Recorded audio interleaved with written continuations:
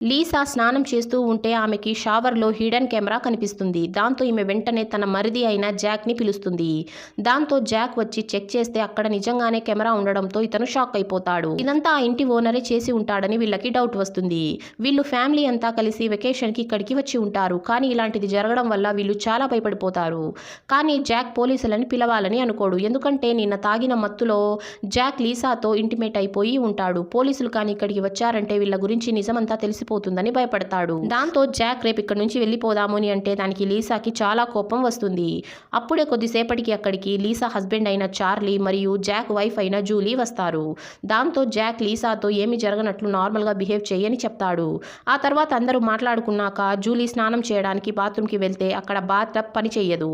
దాంతో ఇంటి ఓనర్ రాగానే అతనంతా చెక్ చేస్తూ ఉంటాడు. అప్పుడే లీసా అతన్ని పక్కకి తీసుకుని వెళ్ళి షవర్లో నువ్వే నా కెమెరా పెట్టింది అని అడిగితే దానికి ఆ వ్యక్తి నేను ఎలాంటి కెమెరా పెట్టనే లేదు అని చెప్పి అంటాడు. దాంతో ఆమె ఆ కెమెరాని చూపించగానే ఇతను వెంటనే పోలీసులను పిలుస్తాను అని చెప్పి ఫోన్ చేస్తూ ఉంటే ఆమె అతన్ని ఫోన్ చేయకుండా ఆపేస్తుంది. అప్పుడే బయట నుంచి వెళ్తున్న లీసా హస్బెండ్ చార్లీకి తన వైఫ్ ని ఇంటి ఓనర్ సతాయిస్తున్నాడు అని అర్థమయ్యి లోపలికి వెళ్లి ఆ ఇంటి ఓనర్ ని బాగా కొట్టేస్తాడు. కొద్దిసేపటి తర్వాత చూస్తే ఆ ఇంటి ఓనర్ ఆ దెబ్బలకే చనిపోయి ఉంటాడు. దాంతో అందరూ షాక్ అయిపోతారు. అలాగే వీళ్ళకి షవర్ లో కెమెరా పెట్టిన విషయం తెలిసిపోతుంది. కానీ అసలైన నిజం ఎవ్వరికీ తెలియదు. దాంతో లీసా దీన్ని ఒక యాక్సిడెంట్ లాగా క్రియేట్ చేద్దాం అని అంటుంది. ఆ శవాన్ని తీసుకుని వెళ్లి బ్రిడ్జ్ నుంచి కిందకి వేసేద్దామని అంటుంది. కానీ దానికి జూలీ ఒప్పుకోదు. మిగిలిన ముగ్గురు ఒప్పుకుని ఆ శవాన్ని తీసుకుని బ్రిడ్జిలో కింద నీళ్లు వెళ్తూ ఉంటే అక్కడ వేస్తారు. కానీ శవం నీళ్లలో పడకుండా అక్కడే ఉన్న రాయి పైన ఉండిపోతుంది. దాంతో జాక్ మెల్లిగా కిందకి దిగి శవాన్ని నీళ్లలోకి వదులుతాడు. మరోవైపు జూలీ ఇంట్లో ఒంటరిగా ఉంటే ఆమెకి ఏవో సౌండ్స్ రావడంతో పైకి వెళ్లి చూస్తే టీవీలో తన భర్త మరియు లీసా ఇద్దరూ కలిసి స్నానం చేస్తున్న వీడియో ప్లే అవుతుంది. దాంతో వాళ్ళిద్దరూ పోలీసులు పిలవడానికి ఎందుకు ఒప్పుకోలేదో ఈమెకి అర్థమైపోయి ఈమె కోపంతో ఇల్లు వదిలేసి వెళ్ళిపోతుంది. దాంతో దారిలో ఈమె టైర్ పంచర్ అయ్యి కార్ ఆగుతుంది. అప్పుడే ఒక మిస్టీరియస్ వ్యక్తి ఈ అమ్మాయి పైన అటాక్ చేసేస్తాడు.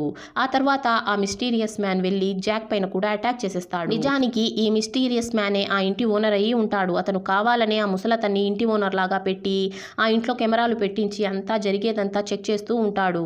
ఈ విధంగా ఈ వ్యక్తి ఒక్కొక్కరిని చంపేస్తూ ఉంటాడు. మరోవైపు చార్లీకి తన వైఫ్ తన తమ్ముడితోనే రిలేషన్షిప్ లో ఉంది అని తెలిసిపోతుంది. దాంతో ఇతను తన వైఫ్ ను వెతుకుతూ ముందుకి వెళ్తాడు.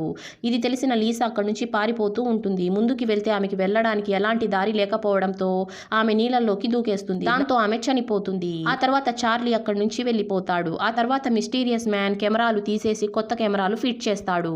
ఇలా మోసం చేస్తున్న వాళ్ళని చంపేయడం కరెక్టేనా? కామెంట్ చేసేయండి. వీడియో నచ్చినట్లయితే లైక్ చేసి ఛానల్ని సబ్స్క్రైబ్ చేసుకోండి.